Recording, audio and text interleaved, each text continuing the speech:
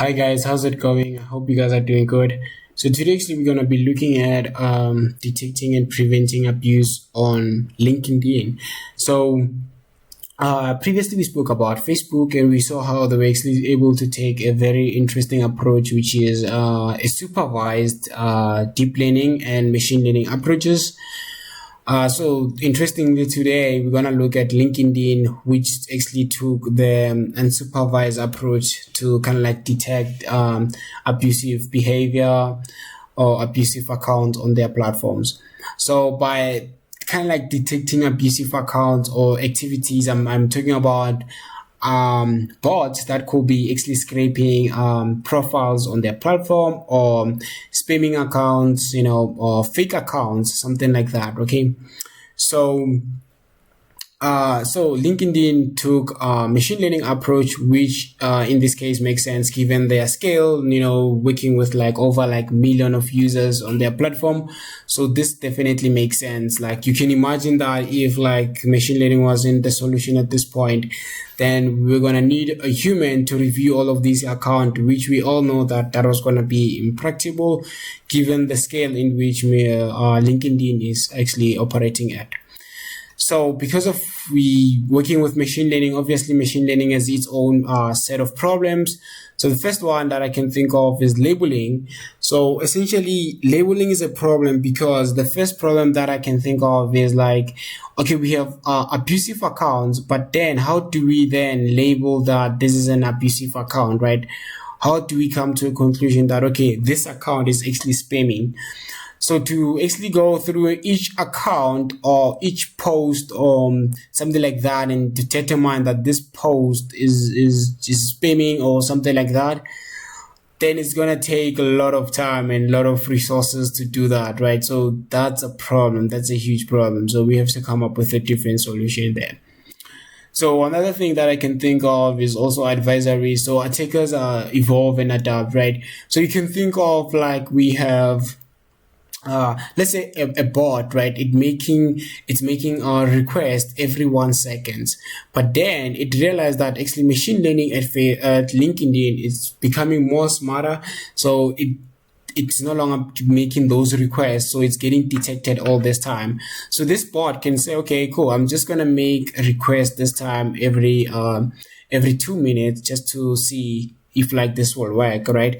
So by this, it shows that these bots can evolve. People are getting smarter, or rather say attackers are getting smarter as time goes by. So we need to come up with complex models as we go on, right?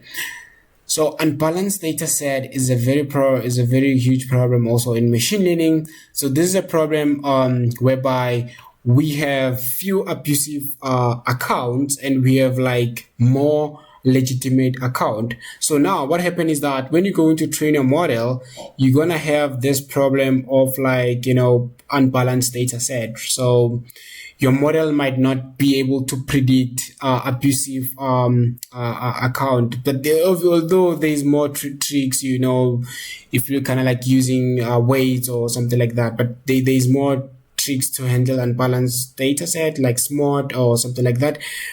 But it's also relatively still a problem in machine learning if you have unbalanced data set. So your model might not actually generalize very well. So LinkedIn came up with a solution called isolation.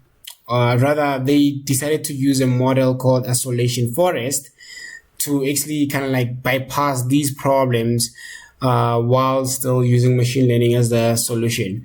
So isolation forest, you can think of it as just a random forest with no predefined labels. That is to say, this is just a random forest for unsupervised machine learning. Obviously, it's more than that, right? So the intuition or the assumption behind isolation forest is that outliers are different from inliers. So what this means is that outliers will always have different properties compared to normal data that we kind of like used to, right? So how the algorithm work is that the first thing that it does is that it takes the data set and it randomly it randomly samples the data set, right? So you can think of like we have a large data set, then we sample it, like something like that, right? So the second thing that it does, after resampling the data, then it passes this data towards a tree, whereby this tree select a feature randomly. So we can think of like a feature randomly selected. That is step number 2. So a feature is randomly selected. This is only one feature.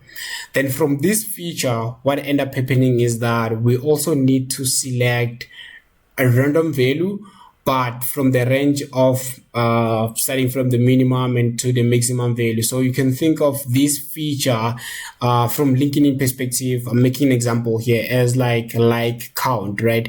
So we have something like count, then in the second step, we just need to like select a random number, then we're gonna split on that. So what I'm doing here, you can think of this as like a tree, whereby we just acquired a feature, and we just acquired a feature, then we split by the values inside those features, but we just select a random feature, a random value, so to speak. So we repeat this step recursively. So which means that we always gonna select a random feature.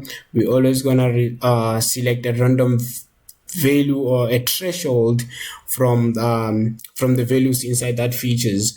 So the reason we're doing this is mainly simple, is because we believe that features, or rather outliers, they always gonna have a few split, meaning that outliers will always have a few split, whereas features which are normal, you're gonna have more split, so it's gonna be easy for us to detect outliers, right? So it's gonna be way too easy. So if you think of it from a two-dimensional space, you can think of like we have these points, and we can think of these, this is an outlier. So what end up happening is that if you're gonna have to have these you're gonna have these horizontal branching cards, then you're gonna have more to actually get to a specific point. Let's say you want this point, you're gonna have more cards, branching cards, to get to that point. But whereas with an outlier, you're gonna need few cards. So that's how you're gonna be able to kind of like detect an outlier, something like that. But that's like how this algorithm works. I'll say I'm gonna write this algorithm from scratch. So what you can do is that you can actually watch my second YouTube channel. It's called Mzansi Coders, and I'm gonna actually write it from scratch. So I think that way you're gonna actually be able to kind of like understand it, and how it's kind of like works from code perspective, and if that makes sense. So with that said, however, I just want to, before we move on, I just want to say,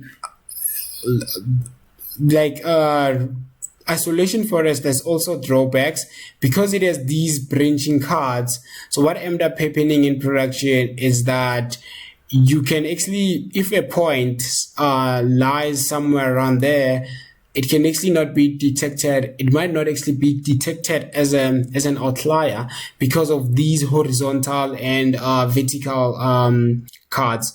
So so that's the only, or not only disadvantage, but that's another disadvantage that the algorithm has. But other than that, is one of the top performing algorithm, and I believe that's why the LinkedIn obviously have chosen it. So the reason they have chosen is because of those set of problems that we spoke about. But from machine learning engineering perspective, whereby we care about production, obviously one thing that came to my mind is efficiency. So isolation trees, essentially they are very efficient, so to kind of like compute, so they very fast compared to some other techniques. So in production, or when you're doing your online machine learning, so you kind of like know that you have this model that is going to make predictions in near real time. So if we look at their approach, essentially kind of like solve the problem that we have raised, right? So the first thing that we can think of like is that unsupervised machine learning, you don't need no labels are required, right? So this is a good thing because now these models, hallucination trees, they can be able to kind of like detect outliers on their own.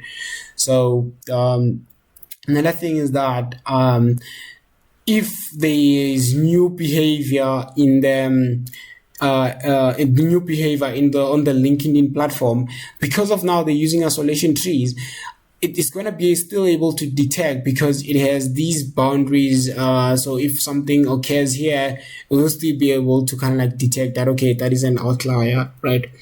So that's one of the advantages that these model have.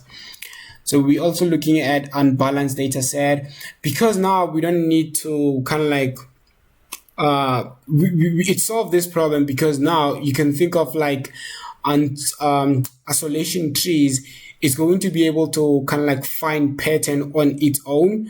So this is going to kind of like also solve the unbalanced data problem. So which is quite good. So that is a high level introduction to how LinkedIn solve their problem. But now I'm just going to take you through their deep learning approach, whereby we're going to go into too much detail. So they had, this was actually, I think it was implemented around 2019.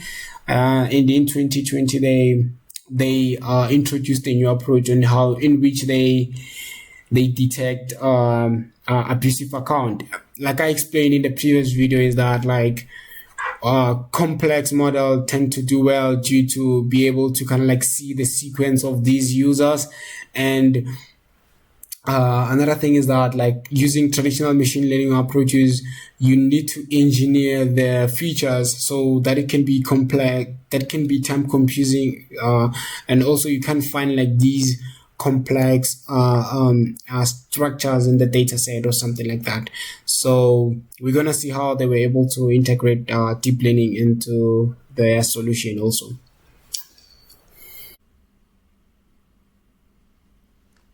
Okay, cool.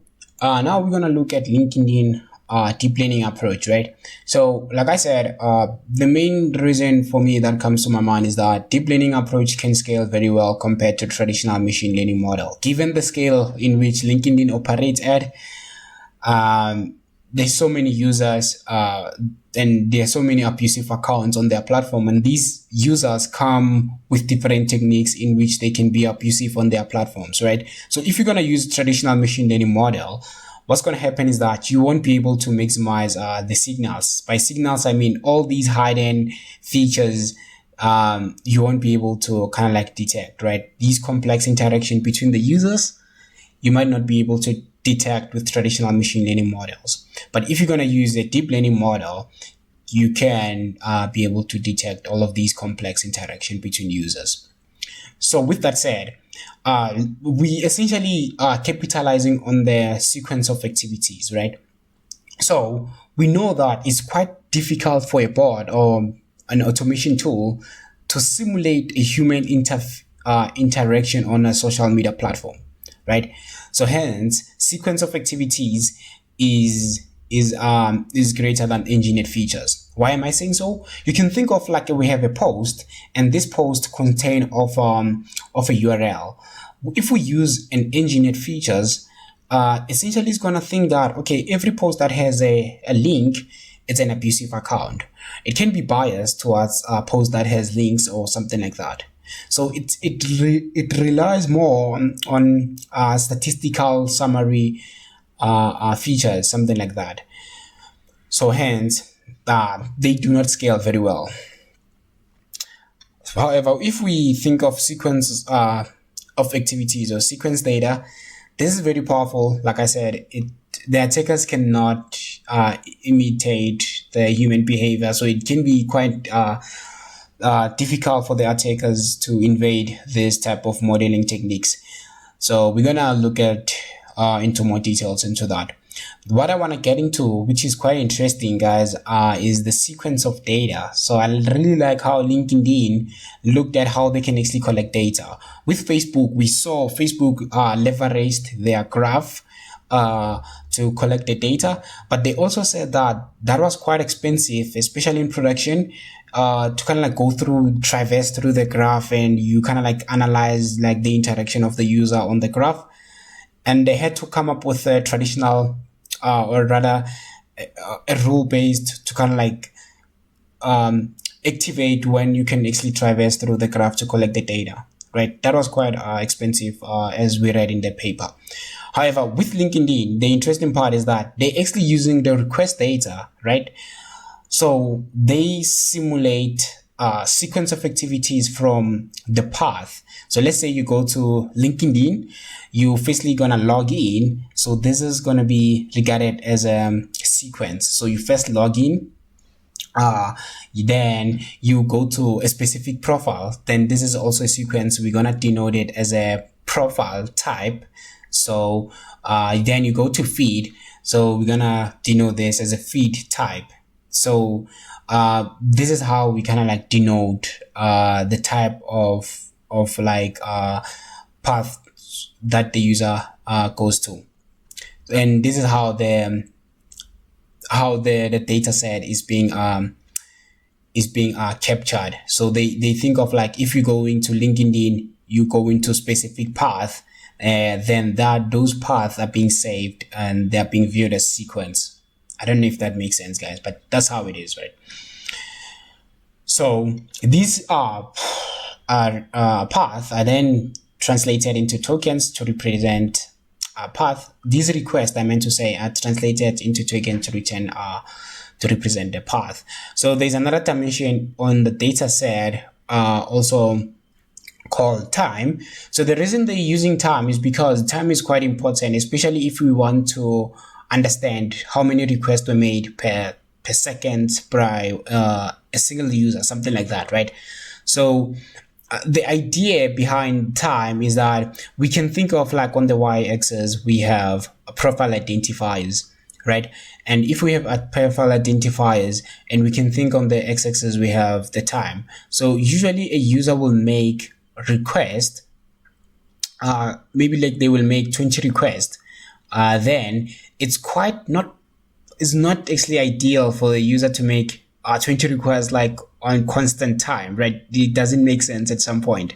So hence using time can actually help us to kind of like be able to detect abusive account on the platform. Okay, so these requests, essentially how LinkedIn is able to kind of like represent this, is that we have 20 requests. So these 20 requests, like I said, they're gonna have type. So the first request probably was profile. So because now we know that this profile is an identifier, this probably was 1. So you can imagine that because of this is an automation tool, they're gonna come to the same profile. So we're gonna have profile 1 again. We're gonna see, oh, they visited this profile. This behavior is unusual from a normal user.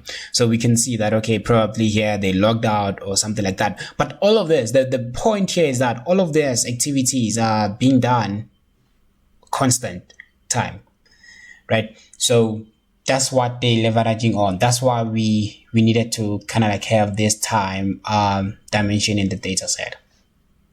Okay.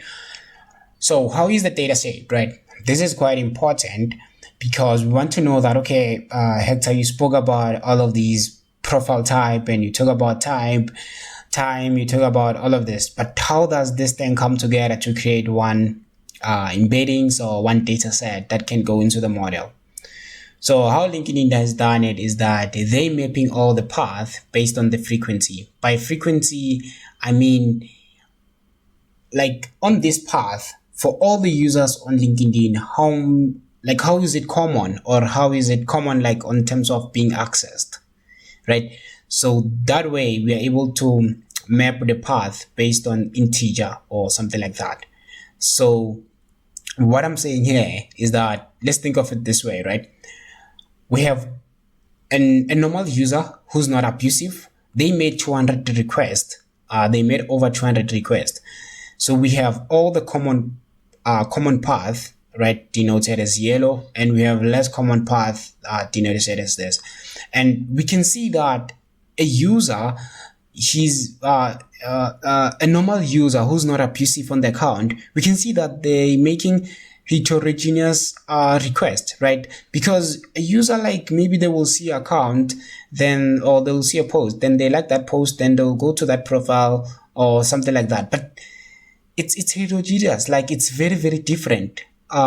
Sometimes we can say it's unpredictable, right? You can see a post and the user can like that post and they can go to the account and view the profile. So these are the sequences. So you read this diagram that you see on the screen, you read it from left to right, top to bottom. That's how you read it. So this is like how you kind of like see how the 200 requests were made by this normal user, or not abusive account, rather to say.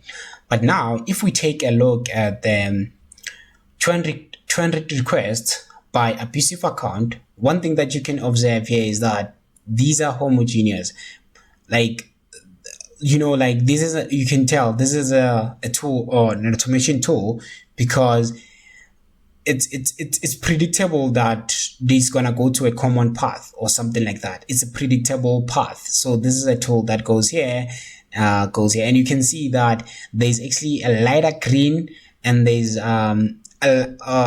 green, then there's yellow, so you can tell there's green. So you can pretty much tell that these are automation tool. They are going to common path. All right. Cool. And by the way, I want to mention this again, that these common path and less common path are taken from the fact that we determine which path is more accessed by the users on LinkedIn, the whole entire members. So that's why we are able to know that, okay, this user is going to only common path or something like that. Okay. So like I said, the message here is that it is difficult for the automation tool to simulate human path. Like, it's very, very difficult. Human are unpredictable. They can view this post, they can go to that profile, they can do all of this, and they can also go to less common path at some point. But with an automation tool, they have their sequence can be determined easily. They go to common path only.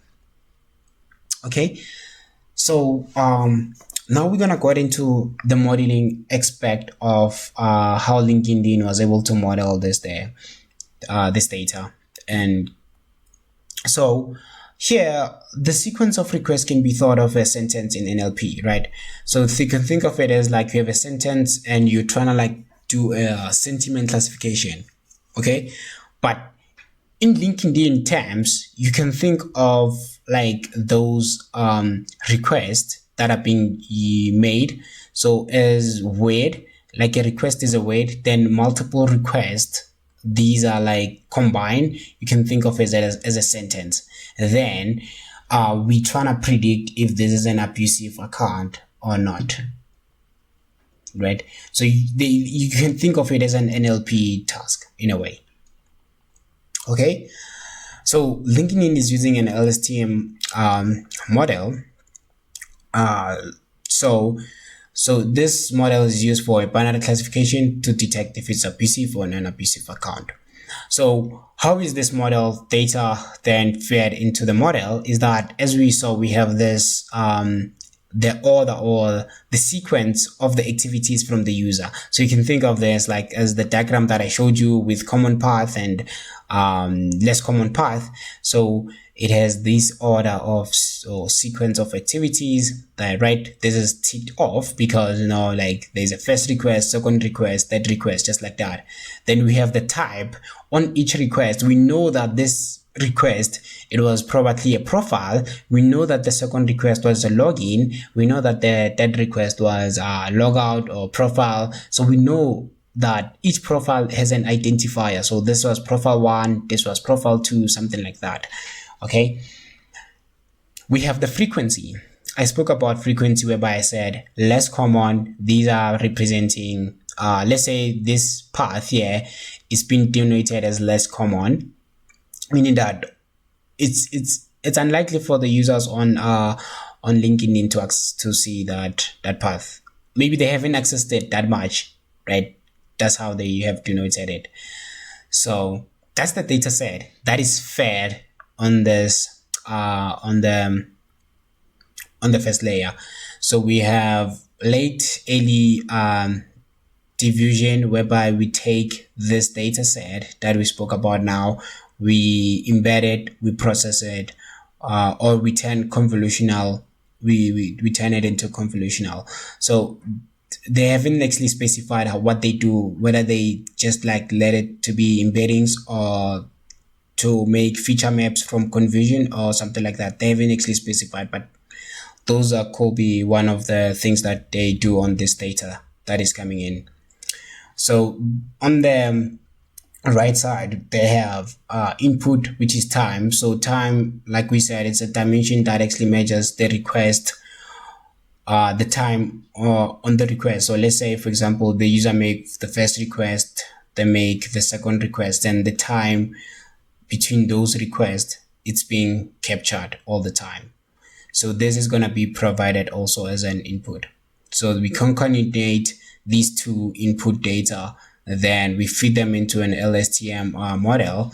It's a sequence data set. So long short-term memory, it's good for this type of data set. Then we conduct our classification. Then we give a score if this account is abusive or not. So how is the data collected? We spoke about how they were using isolation forest on the first stage. So they're still using that to kind of like classify if an account is abusive or not. So this data can be used as a ground truth to feed into the deep learning model, right? So we know like data labeling is quite expensive. So having a model like association forest, which is quite fast,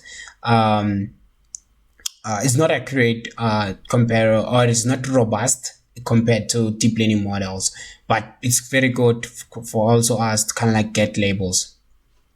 Okay, so advantages, just to wrap up our talk, guys. I think we know that deep learning helps us to maximize the signal, because now with sequence data, we can be able to determine how automation tools like robot or bots that access LinkedIn, what's their activities, what they do, right?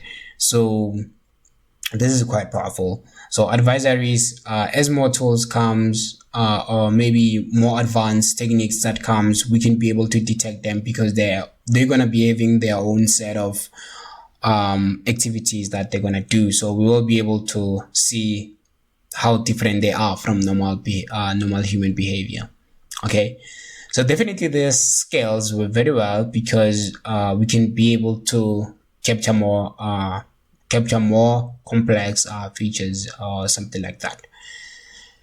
So that will do it, guys. I think this will be my I wanted to cover more of the fraud detection videos, but probably this was my last video on the fraud, unless if I'm gonna start building project on the fraud and collecting data. So I think that'll be the next step, and we'll see how we can actually build one of these projects. Yeah, but with that said, thanks guys, I'll see you in the next video. Cheers.